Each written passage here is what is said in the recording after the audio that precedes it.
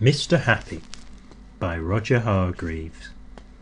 On the other side of the world, where the sun shines hotter than here, and where the trees are 100 feet tall, there is a country called Happyland. As you might very well expect, everybody who lives in Happyland is as happy as the day is long. Wherever you go, you see smiling faces all around. It's such a happy place that even the flowers seem to smile in Happyland. And as well as all the people being happy, all the animals in Happyland are happy too. If you've never seen a mouse smile, or a cat, or a dog, or even a worm, go to Happyland. This is a story about someone who lived there who happened to be called Mr. Happy. Mr. Happy was fat and round and happy. He lived in a small cottage beside a lake at the foot of a mountain and close to a wood in Happyland. One day, while Mr. Happy was out walking through the tall trees in those woods near his home, he came across something which was really rather extraordinary.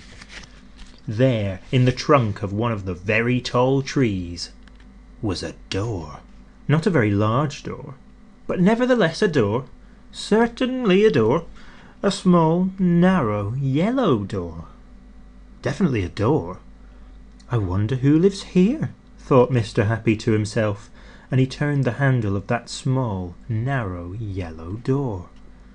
The door wasn't locked, and it swung open quite easily. Just inside the small, narrow, yellow door was a small, narrow, winding staircase, leading downwards.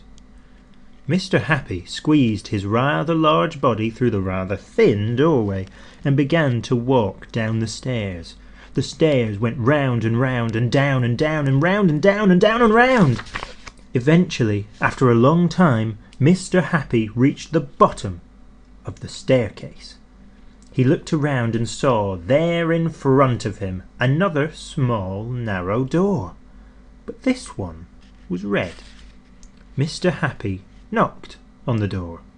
"Who's there?" said a voice, a sad, squeaky sort of a voice. "Who's there?" Mr. Happy pushed open the red door slowly, and there, sitting on a stool, was somebody who looked exactly like Mr. Happy, except that he didn't look happy at all. In fact, he looked downright miserable.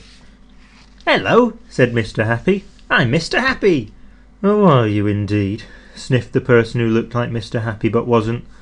"Well, my name is Mr. Miserable, and I'm the most miserable person in the world." "Why are you so miserable?" asked Mr. Happy. "Because I am," replied Mr. Miserable. "How would you like to be happy, like me?" asked Mr. Happy. "I'd give anything to be happy," said Mr. Miserable. "But I'm so miserable, I don't think I could ever be happy," he added miserably. Mr. Happy made up his mind quickly. "Follow me," he said. "Where to?"